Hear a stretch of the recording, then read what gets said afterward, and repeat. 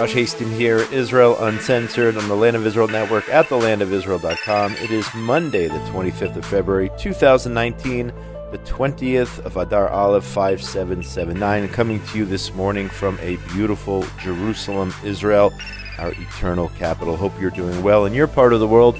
Get in touch with me during the week, Josh at thelandofisrael.com, on Facebook. Check out my new page, Josh Hasten, Israel Advocacy and Journalism, on Twitter at Josh Hasten, and of course my new Instagram page. Check that out as well.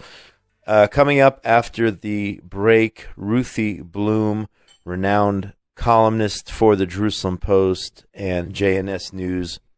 She is also the editor at the Gatestone Institute. She will be my guest coming up in just a few minutes. Until then, we will get to a little bit of news here from Jerusalem. Now, election fever is in the air leading up to the April 9th vote for the next Knesset here in Israel. I mean, it's just out of control, folks. I mean, we're not even in March, and elections are just dominating the news here. It's 24 hours a day, all the different things going on in regard to the election.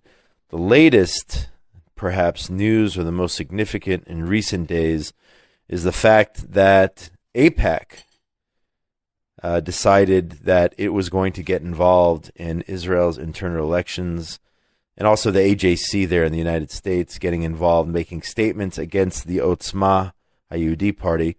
The Jerusalem Post yesterday, including our good friend Gil Hoffman, reported that America's largest Israel advocacy organization issued an extraordinary rebuke of Prime Minister Netanyahu's government on Friday, responding to his move to ally with the extremist party under intense political pressure.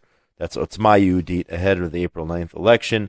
On Wednesday, Netanyahu supported an agreement between Beit HaYehudi, the Jewish Home Party, and Otzma, an offshoot of what they are calling here an organization banned in the 1980s. That's Rabbi Meir Kahana's organization. So you have the Prime Minister of Israel making a deal, Otzma being combining rather with the Jewish Home Party.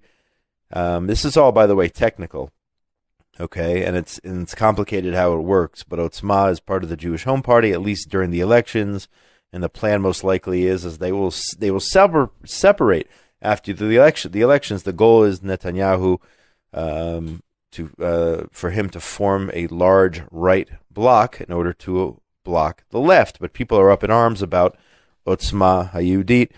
Of course, Bibi, our prime minister, getting criticized left and right and center and from everyone about Otzma Yehudit. Now, whether you like Otzma or not, the issue, in my opinion, here is the great hypocrisy. The hypocrisy by AIPAC, the hypocrisy by others who are going crazy about Otzma, but for years had no problem when it came to rebuking those who negotiate with terrorists in the Palestinian Authority. Yes, you could make the case that Israel has decided years ago that the PLO was the official representative of the Palestinian so-called Palestinians here. But over the years, they've proven their true colors, especially in the year 2000 with the beginning of the Oslo War, what some call the Second Intifada, in terms of the suicide bombings and buses being blown up in Jerusalem and Tel Aviv and in other places. In other words, why not take the Palestinian Authority to task? Why not take the Israeli parties willing to negotiate with the Palestinian Authority to task and not just focus here on Otzma? So it is hypocrisy. At the end of the day, though, Netanyahu is supposed to address AIPAC. He was invited to address the policy conference next month. He decided he was not going to respond, according to the Post, to criticism from American Jewish leaders, but he did respond from criticism from the Blue and White Party, that's Benny Gantz's party, and other political opponents. He accused them of a hypocritical double standard. Quote, it is absurd that they rule out encouraging members on the right, but consider it legitimate to ensure that insiders and spies against Israel enter the Knesset, referring to votes by the Labor Party and Meretz Party and the Central Elections Committee to permit then Balad leader Azmi Bishara to run for Knesset. Remember, he was the spy. He was charged with treason and espionage, spying for Hezbollah against Israel. Yet Labor and Meretz came out in support of Bishara. He was actually stripped with his Knesset immunity. He fled to Qatar. They supported him. Netanyahu also noted that in 1999, Ehud Barak, who was running for prime minister, participated in a rally with the extremist Northern Islamic movement head Sheikh Raed Salah. He was later convicted of incitement. So the bottom line here is whether you like Otzma, don't like Otzma, it's the hypocrisy. That's really what gets to me here. And Bibi, of course, walking that fine line because he is going to be speaking at AIPAC next month, even though they condemned this merger. At the same time, I am not a member of Otzma. I was doing research yesterday to learn more about their current policies, and you can find some English translations of what Otzma has to offer, what they have to say. And again, I'm not a party member, and I'm not going to be outwardly and supporting Otzma. I don't really reveal who I do support on this show. That's while in Israel, it's not like the U.S. I don't know if you know this, Ben Bresky, engineer extraordinaire, who's sitting next to me. In the U.S., you can't go up to somebody and say, who are you voting for? It's like not polite. But in Israel, nobody cares. Israel people ask you all the time, who are you voting for? Who are you voting for? I tend not to disclose that information, let people know who I am voting for. But nevertheless, this I would agree with in terms of Otzma. In terms of this specific policy, they are calling for full Israeli control from the Jordan River to the Mediterranean Sea. I agree with that 100%. And the cancellation of the Oslo Accords. So in those two regards, I agree with them 100%. I think that's the way all the other parties on the right should be approaching this election. Jewish sovereignty, Israeli sovereignty over all the land of Israel, and once and for all, getting rid of the Oslo Accords, throwing them into the dustbin of history. They've only brought death and destruction here for Israelis. It's also been bad for Arabs as well. So I would say that the parties who call themselves or consider themselves to be on the right, they should adapt these two approaches, these two bullet points when it comes to moving forward. I think they should take those into account during the next election. In other news here in Israel, we'll get away from the politics for a little bit, and we'll get Ruthie Blum on to go back to the politics. On Friday, we had another incident of agricultural terrorism in Gush Etzion, and this is just sick, okay? The community of Nokdim in eastern Gush Etzion, what do? They plant trees in memory of Ori Ansbacher, may God avenge her blood, the young 19-year-old teen who was murdered in a brutal attack by an Arab terrorist just 2 weeks ago in Jerusalem. She lived in Tekoa. So here you go, residents planting trees in her memory. And what happens? They wake up Sunday morning and realize that their Arab neighbors uprooted all of the trees in her memory. Now, did they know the trees were planted in her memory? It is possible, since there was a confrontation about the trees on Friday. But it doesn't matter, even if they didn't know. These are people, these are agricultural terrorists. They are out to destroy the land of Israel. They're out to take their hate out on the trees and the cherry orchards and the wine vineyards. This is what they do. And it always starts with the trees, and God forbid it shouldn't happen, moves on to the people. But this is agricultural terrorism. Once again, in Gush Etzion, we've been talking about this now for a long time. It's been going on for a very, very long time. We need to do more to protect our residents, of course, and our trees as well. It's part of the land of Israel, and that is just the beginning, and that's the fear. It starts with the trees and moves on. But these are agricultural terrorists, and they should be caught and punished accordingly. At the same time, the Jerusalem Post, that was, by the way, Israel National News reporting.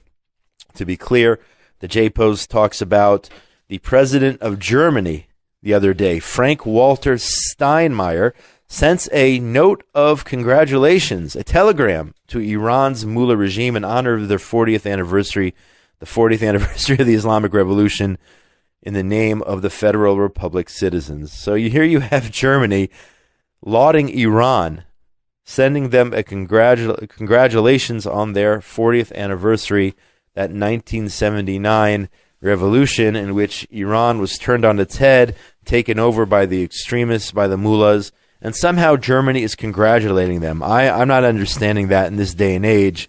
I don't know. Is this part of politics? Is this because they want to keep the Iranian nuclear deal going? Whatever it is, Germany, shame on you for praising the regime in Iran. Speaking of Europe, we'll turn now to the UK's Labour Party. Their leader, Jeremy Corbyn, reported by the J-Post, apparently expressing understanding for how Palestinian suicide bombers commit their acts of terrorism. During a debate at Cambridge University, during his comments, discovered by a UK freelance journalist, posted on Twitter, Corbyn recalls how Palestinian youths had told him of people they knew who had been involved in suicide bombing and how it was a result of the hopelessness and occupation. And then Corbyn said, well, of course, because, suicide bombings happen because of the hopelessness, because of the poverty, because of life under Israeli control and whatnot. He made that claim. However, a detailed study reported here in this article by Jeremy Sharon says that a study of suicide bombers in 2007, specifically Palestinian suicide bombers, conducted by the Claude Bererbi Institute. I'm not familiar with that. He's actually a professor. Claude Bererbi at the Hebrew University showed that Palestinians, as they call them, with higher income levels and a higher level of education were more likely to have been suicide bombers. So Corbyn expressing his belief that because of the way Israel treats the Arabs and because of poverty and whatnot, that's why they're blowing themselves up. I would also turn to the middle class, 19 hijackers and terrorists from Al-Qaeda who took down the Twin Towers, who came from middle class to well-off families. This is not about poverty. This is not about land. This is about the fact that our enemies do not want to see an Israeli presence, a Jewish presence in the Middle East, point blank. But Jeremy Corbyn, once again, nothing surprises me when it comes to Corbyn, the head of the UK Labour Party here, who's buddies with Hamas and Hezbollah, who he once referred to them as his friends. So nothing really surprises me there. On some positive news before we get to our guest, Ruthie Blum, Israel, the fourth country, which hopefully will send a what do you call it? I'm not very good at the space terminology. Is it a rocket? Is it a spaceship? Whatever it is, to the moon. Is it a ship, Ben Bresky? A spaceship? A spacecraft. So after the former Soviet Union, the United States, and China, Israel seeking to become the fourth country to send a spacecraft to the moon. How many countries? What are there? 200 countries in the world and little Israel. What nachat, what joy, what honor are these astronauts? I'll make it clear. It's not an astronaut project, but they're astronauts who are working on the ground, and those involved in the space program. It's an unmanned vehicle, let's make it clear, called Bereshit. How wonderful is that it's called Bereshit? It successfully launched early Friday morning. It is now beginning its path to the moon. And again, I'm not very knowledgeable when it comes to space travel and the whole science behind it. But that being said, Israel to become the fourth country with a presence on the moon, just unbelievable, remarkable. So anyway, we are going to take a break right now. Coming back with journalist and columnist Ruthie Blum. My name is Josh Hasten. This is Israel Uncensored on the Land of Israel Network at thelandofisrael.com. Get in touch with me during the week, Josh at thelandofisrael.com. On Facebook, check out my new page, Josh Hasten, Israel Advocacy and Journalism. And on Twitter, at Josh Hasten. Be right back with Ruthie Blum. Don't touch that dial. For Rosh Chodesh Adar Bet, this coming new moon, we are doing the Land of Israel Network Shabbaton at the Dead Sea. called the Israel Inspired Retreat, where there's going to be Torah study and connection and meditation and prayer, and we're going to be able to connect and to talk about everything that's going on in Israel today on spiritual levels. It's going to be a really special weekend. You can find out about it on thelandofisrael.travel. That's thelandofisrael.travel. You can see all the details there. We'd love to have you join us.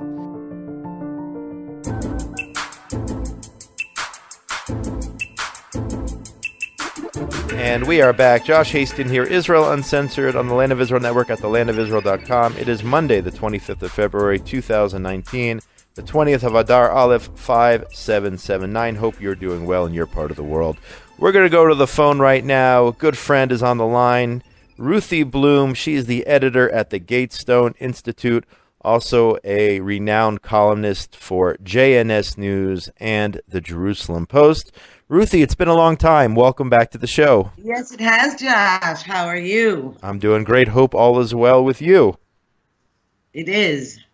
Excellent. So, as you are well aware and very involved, Israel heading to an election on April the 9th, and you've been extremely vocal in your columns and on social media about everything going on right now. Your latest column on in the Jerusalem Post on Friday is titled "Right from Wrong When Bubble Dwellers Go Too Far."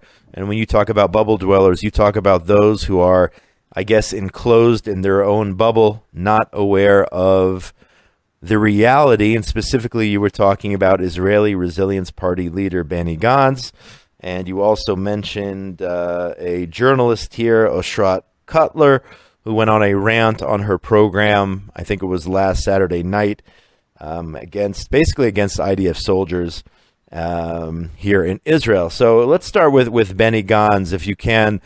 Let us know Yes. about this bubble that you believe that he is living in and what it means as we head forward here during election season.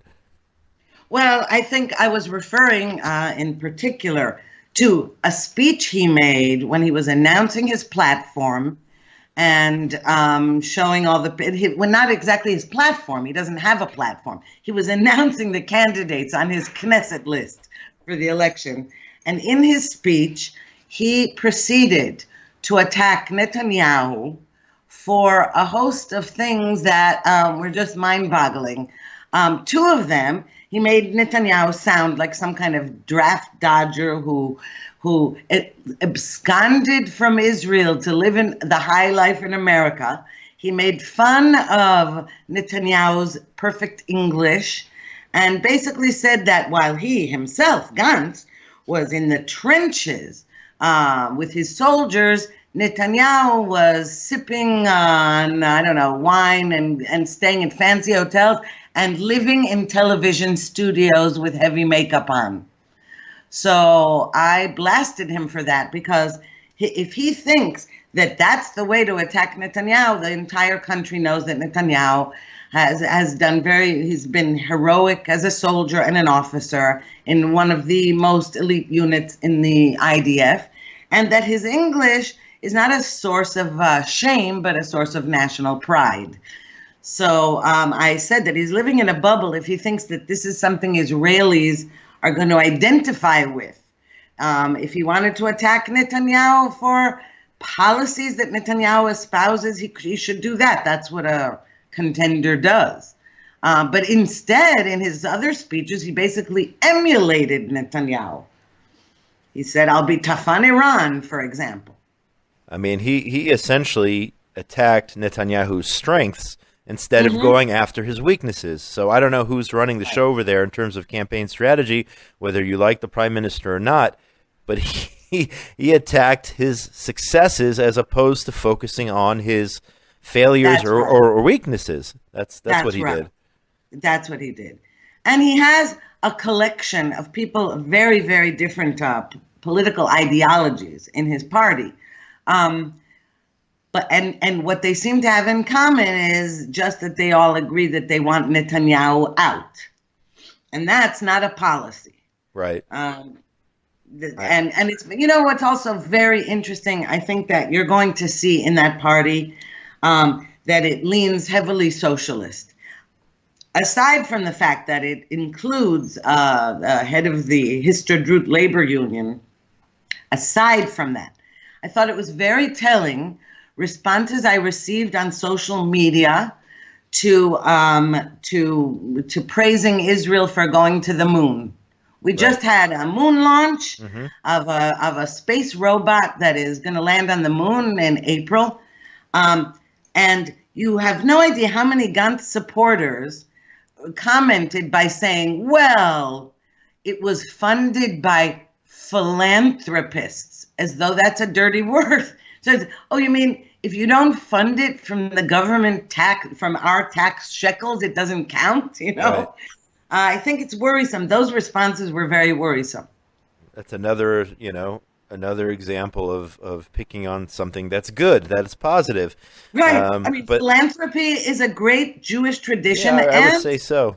Yes, and not only that, but it's a great solution to not having to constantly empty government tills for things. I mean, it's unbelievable that this should be a source of criticism.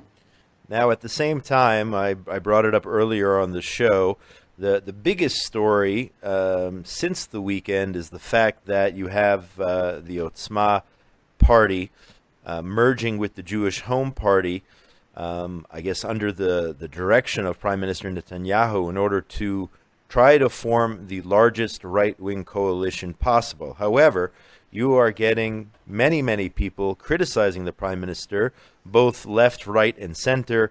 In America, you have the AJC and AIPAC. Here locally, you have many other parties and leading rabbis and whatnot criticizing the Prime Minister for, even if it's a temporary joining of parties, of joining with Otzma for the purpose of forming that coalition. Again, everyone says that after the election, the most likely they'll split up right away. But what is your take on the strategy aspect of what the Prime Minister did? Do you think it's acceptable? Do you think he did the right thing? Or do you think he should have gone another route? Well, these are, what's interesting is that question sort of has two angles. One is it acceptable morally or ethically or something like that if you think that the Otzma Party is too similar to Rabbi Kahana, the late Rabbi Kahana's politics, or if you think it was a smart political move on Netanyahu's part. And I think there are two different answers here. One is that the courts and the election committee in Israel allowed that party to run in this election, whereas Kahana's party was banned from the Knesset. This already means that there's a distinction between Otzma and Rabbi Kahana's party, because that one was banned and this one is not. So right there, I think that the critics are going too far. Second, I think that a rabbi who used his pulpit this Shabbat to compare Otzma to Otzma's platform to the Nuremberg laws was way out of line. You do not compare a party that does not call for the murder of anybody, but the loyalty of Israeli citizens, to compare those to Nazis. But whether Netanyahu was smart to do this, I think maybe he wasn't. This may be something that harms him on election day. So it may not, because Netanyahu, I often think he's doing something foolish and then he wins anyway. Right. Therefore, I'm not sure if I'm right. But the outcry around this indicates that maybe he should have spent more time trying to, unify the right with Naftali Bennett's party, the New Right, or others. That's why I'm not sure whether it was a smart move or not. We are speaking to renowned journalist Ruthie Blum. She writes for the Jerusalem Post and JNS as well as Gatestone. Now, the other subject you brought up in your column is this TV personality Oshrat Cutler, who made some statements during a broadcast about a week and a half ago, reporting on the arrest of 5 soldiers from the Netzach Yehuda battalion, And she basically said that the reason that this incident happened, they're accused of mishandling Arabs. She said, when you send your children to the army, they are kids. You send them to the territories, they come back as human animals. And then, as you pointed out, she blamed, of course, the occupation, so-called, and then she doubled down on her comments. She issued a kind of an apology, and then she kept going. She kept with it. She doubled down, as you say. It's funny. I wouldn't have called it an apology. What happened was that there were so many complaints lodged with the TV station and the broadcasting authority and all that, and her bosses called her in for a disciplinary conversation / hearing. So the next time she went on the air, she said, let me clarify. Right, that's better. And she then, in a snide attack on her viewers, she said, let me clarify to any of those who weren't listening to the first part of what I said and who misunderstood what I said. And then she doubled down and said, I wasn't saying that it's the soldiers' fault. I was saying that they're also victims of the occupation. That's what she basically said. And, now she hadn't anticipated that she was going to get all that outcry from the public against her because, for one thing, her whole channel is left-wing. Right. The channel she's on, Channel 13, she also, I'm sure her bosses are all left-wing, and all the people surrounding her are left-wing. So it never occurred to her that the audience would, not nod and say, you're right, the occupation is at fault for this. She doesn't realize that more than half the country, first of all, doesn't think that it's an occupation. But even those who do say, really, it's not the fault of that. It's the other way around. It's that the Palestinians don't want peace no matter what borders they have, and they don't want a deal, and they don't want a state. That's what most Israelis have come to realize. And the fact that a broadcaster, that veteran, does not know that about the society in which she lives just shows that she lives in a bubble. Yeah, I mean, it's unfortunately taken a long time, and we've suffered many deaths as a result of the various wars and so-called intifadas and whatnot over the years. But I think that the fact that Israel, time and time again, and hopefully it will be the case this time as well, recognizes the fact that we elect those to the right. We finally recognized the fact it was a painful price. I don't know why people didn't wake up earlier. Recognize the fact that the reason we have the problems we have today, and they say it openly within the Palestinian authorities, certainly in Hamas, that they will not accept any Jewish state of Israel. They will not accept 1 inch of the land of Israel being under control of the Jews. Certainly they won't recognize the words. They won't say the words Jewish state of Israel. And that is truly what is our main obstacle to any type of true peace and normalcy here in the region. But as you said, most Israelis now understand that after all this time. So she needs to wake up, first of all, and it's despicable the way she spoke about the IDF as a whole, and as you said, blaming the victims and not blaming those responsible. But furthermore, there's one other point here, and that is that the soldiers accused of beating up a Palestinian in their custody they are on trial. They're right now. There's some kind of plea deal being made. The point is that the army and the justice system do investigate and punish soldiers who do something they're not allowed to do to Palestinians or to other Jews or to anything. Okay, right. The system here does it. Okay, so to behave as though somehow all these soldiers just get out of hand is ridiculous. These were 5 boys, and they were charged, investigated. There's a trial. That's what I'm saying. That instead of praising Israeli society for living in this impossible situation, and yet holding anybody who's suspected of doing wrongdoing accountable, that should be praised, not attacked. Ruthie Blum, we are out of time, but I want to make sure the audience knows how they can find your columns and your writing. What is the best way to view the important information you're disseminating through your columns these days? Well, JNS is jns.org is online, and I usually share my pieces on social media, on Facebook, Twitter, and my Jerusalem Post columns in the Jerusalem Post on the website, jpost.com.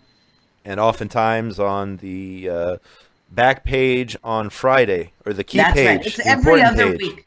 Every other week on the back page on Friday. Right. Ruthie Blum, I want to thank you so much for your time. It's always great talking to you. It's been too long. We have to do this more often. Thanks, Josh. Great talking to you. I appreciate it so much. Have a great day. And I would definitely want to speak again as we get close to that April 9th yes. election, because it's going to be interesting. That's for Oh, sure. yes. All the best. Have a great day. You too, Josh. Bye. And that is going to do it for today. You are listening to Israel Uncensored here on the Land of Israel Network at thelandofisrael.com. It is the 25th of February, 2019, the 20th of Adar Aleph 5779, as we get closer to Rosh Chodesh Adar Bet, and then, of course, Purim, Pesach. It's all happening, folks, and it's beautiful to be here broadcasting from Jerusalem. Shout out to Benjamin Bresky, engineer extraordinaire. Without him, there's no sound. And also Tabitha Epstein, who makes sure all of these programs get up online. And, of course, all of the other wonderful hosts here on the Land of Israel Network. Oh, there's one other thing I would like to mention before we wrap it up for today. If you haven't seen the ads, don't miss the Land of Israel Network's Israel-inspired retreat at the Dead Sea. There are only 10 rooms remaining, folks. Book fast. It is going to sell out. I'm talking about Shabbat Rosh Chodesh Adar Bet. That is March 7th through 10th at the 5-star Royal Dead Sea Hotel and Resort. You're going to have Rabbi Jeremy Genpel, Rabbi Ari Abramowitz, Rabbi Yishai Fleischer, and their respected spouses delivering a uplifting Shabbat full of prayers and lectures and Torah and a women's program and kids programs and all this stuff at a 5-star resort over there at the Dead Sea. So go to the Land of Israel. Here's the exact URL, www.thelandofisrael.travel, www.thelandofisrael.travel, and make your reservations. Just a few rooms remaining there for that special Shabbat program. Didn't want to forget about that. Have a wonderful week, everyone. Most importantly, between now and when we speak again, please God, next Monday, everyone out there in the wonderful world of ours, be safe. Have a great week from a beautiful, beautiful Jerusalem, Israel's eternal capital. Shalom, shalom.